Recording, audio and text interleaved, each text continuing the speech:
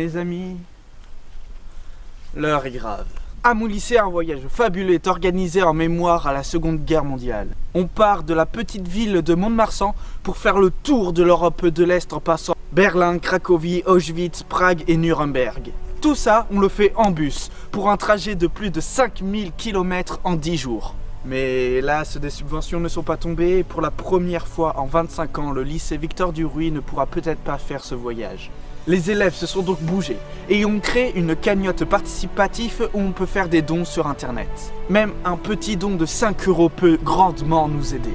On est actuellement à une somme de 2000 €.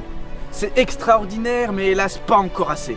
Alors je vous le demande, vous qui regardez cette vidéo, d'aller partager le lien, de peut-être faire un don. Je vous remercierai jamais assez si vous le faites. Si vous le faites, vous allez aider des élèves de ES, L et S à participer à un voyage fabuleux pendant 10 jours. Alors si vous le faites, un grand merci. Juste un petit partage sur votre page Facebook par exemple. Alors merci pour tous ceux qui vont le faire. Alors après cette introduction un peu trop longue mais utile, passons à la vidéo.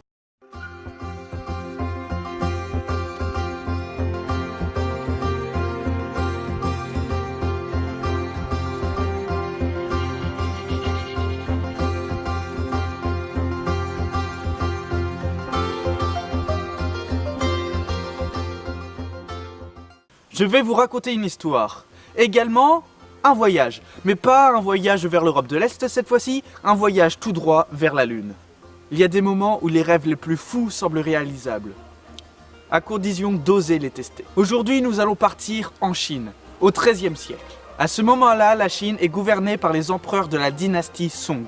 Et bizarrement, à ce moment-là, il y a eu un mouvement culturel qui consistait à admirer la Lune. Et tous les plus grands écrivains, tous les plus grands poètes, tous les plus grands chanteurs n'avaient plus que comme inspiration cette planète dans le ciel. L'un des empereurs Song, qui était lui-même écrivain et poète, n'arrêtait pas d'admirer la Lune, à tel point qu'il voulut être le premier homme à mettre le pied sur la Lune, au XIIIe siècle. Alors direct, il demanda à ses savants de fabriquer une fusée.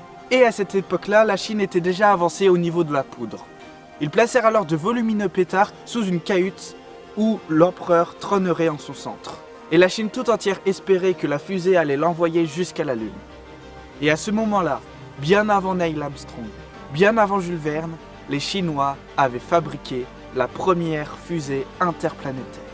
Et hélas, les recherches ont dû se faire trop rapidement, ou bien les Chinois étaient beaucoup trop avancés dans leur temps, car à peine les mèches des réacteurs allumées, ceci eut le même effet que des feux d'artifice, c'est-à-dire qu'ils explosèrent.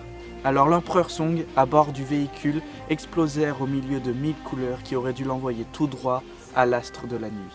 Pour moi, cette histoire ne veut pas dire qu'on ne doit pas croire en ses rêves, mais plutôt qu'on ne doit pas oublier parfois de se réveiller.